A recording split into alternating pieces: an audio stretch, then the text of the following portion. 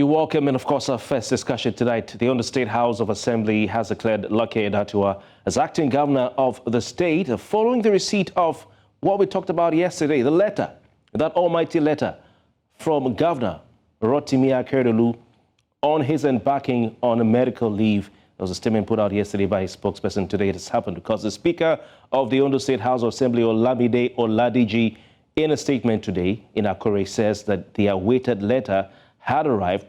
In a statement while receiving the letter on behalf of the Ondo State House of Assembly, he said, quote, following the doctor's advice on the need for medical follow-up after recuperating, the Ondo State Governor Rotimi Akeredolu has forwarded the letter on medical leave to the State House of Assembly.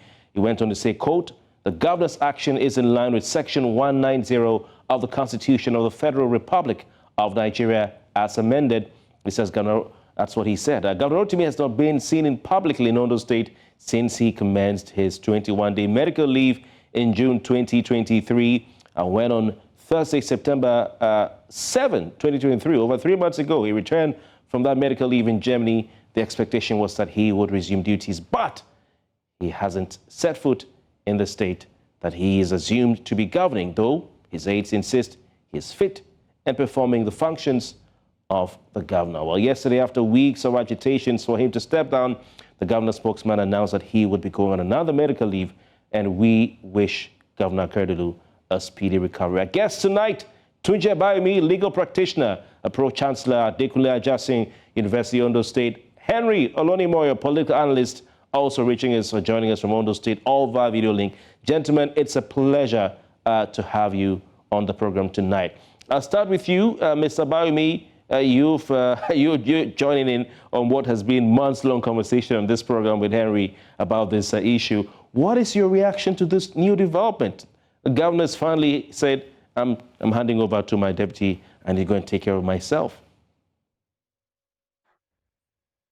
It's basic in the sense that it accords with the prescription of the Constitution. And the governor, being a lawyer, obviously responds to the dictates of the Constitution, having regard to his present condition.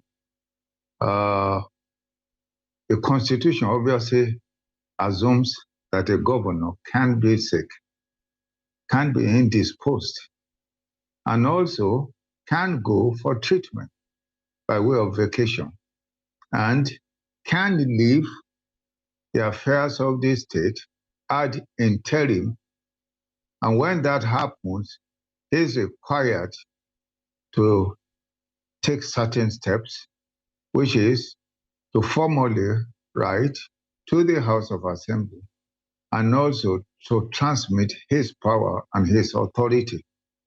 In the meantime, to his deputy by the wish of the people and also by his choice. Interesting, Mr. Abayomi. Henry Olonimoyo, what's your take or your reaction to this development?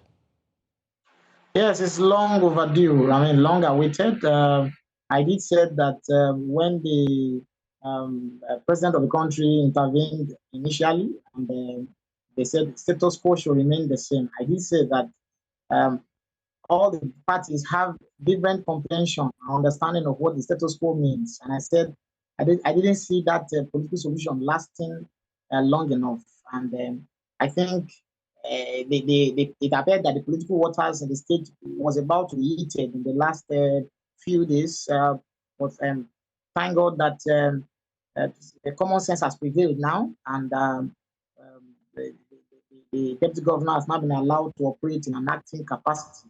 But again, democracy is not supposed to be as hard as we are making it look. The Constitution is clear. There is no ambiguity in this case. And I didn't know why the political actors didn't do what they needed to do as far as following the law is concerned. And I don't want to believe it should end this way. I think a proper inquiry should be commenced to know what happened. And if there are people who have, under the guise of the governor recuperating, have committed one crime or the other, they must be made to face the full wrath of the law. Tunji Bayemi, does this new request by the governor to proceed on medical leave, does this show, to an extent, that the governor really wasn't performing his functions as governor of the state when he returned, from his first medical leave, contrary to what his aides and allies were saying?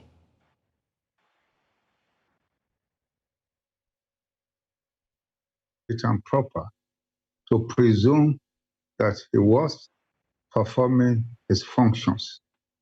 Let us understand that the authority to preside over the government of Ondo State is vested in him by the people, and he was elected solely for that purpose.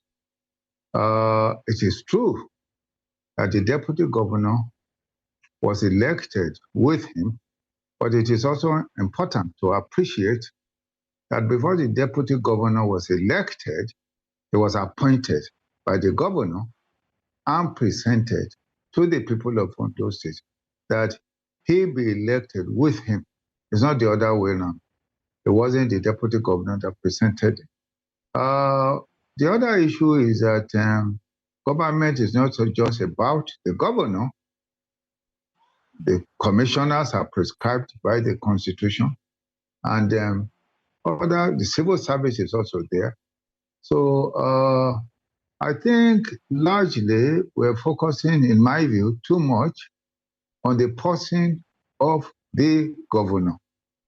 So far, we don't have concrete evidence, cogent concrete evidence to conclude that the governor was permanently incapacitated, such that he will be required to be pushed aside from governance. So, in my view, a sensible presumption in these circumstances is to say that at least he was still functioning sufficiently to direct the currents of government in Ondo State. Interesting. Henry Olombe, what's your take on that? Some are saying, you know what, because he's going back to Germany without even stepping foot in his office, it means that he probably was not fit to perform his functions, contrary to what his aides and his allies were saying. Do you share that sentiment, Henry? Yes, I was slightly disagree from what the elder statesman just said. Because if the governor was fully functioning in his capacity as governor, the State Executive Council meeting that should have been held regularly would have held regularly. And then the issues that took all the political concerned actors or stakeholders to the Aso Villa, where they had a meeting, an intervention meeting with the president, would not have happened if the governor was functioning in the capacity was supposed to function. And then now allegations and counter-allegations of forgery that had permitted the media space in the last 1 week would not have happened if the governor was functioning at full capacity. And then what we are seeing now is the governor said 3 months ago, in September, the governor was back from his trip, and now he has gone on the trip. In all of these things, the Ondo State people have not cited their governor in that time, have not heard him speak, and they have not seen him publicly in Ondo State. So, and if you are talking from the point of view of the people of Ondo State, as far as they are concerned, the governor never resumed. And so, but for us, it's important that the lost time, whatever had happened when all of this saga had proceeded, that the lost time should be compensated for now. The things that needed to be done should be done. 2024 is on the way, and the budget for 2024 should, the process for it to be transmitted to the House of Assembly should commence, so that we don't have a situation where we enter into the new year and then there are important government duties that will be put on hold because the budget has not been passed. All right. Tunji Bayemi, you heard Henry there say that the State Executive Council has not met since Akeredolu came back on September 7. This is December 13. Isn't that proof enough? I mean, you're a lawyer, you revered one at that. Isn't that proof to you that the man is not well? There's no doubt about it. He's ill. But the point is, my point, I didn't say that the governor is functioning to the maximum capacity.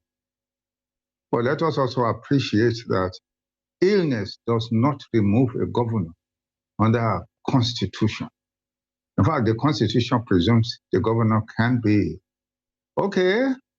Even if we push the governor aside and we put somebody else there, is there a guarantee that 2 weeks after that the person cannot be ill? What I'm in essence saying is the fact that he was sick or indisposed is not necessarily a conclusion that he wasn't governing. For example, if he was in UI and he was, for example, injured and is receiving medical attention and his doctor advises him to keep away from active participation in government or to reduce his involvement. Is he governing? Like I told some of your colleagues, the right to govern, executive power, is not geographically determined or situated. The governor can govern from anywhere. What he cannot do is to move the government from the state where the governor is elected. And the mere fact that he's ill does not stop him from governing. Right. So that's just the point. The governor is obviously indisposed. There's no doubt about it. But indisposition is not the same thing as permanent incapacity, which is what subject to the terms and conditions established by the Constitution. It's permanent incapacity that obviously, stops the functionality of an elected governor. Thank you so much. Tuja Bayobi, legal practitioner, Pro-Chancellor, Adekunle Ajasi University, Ondo State. Prof, thank you very much for your time.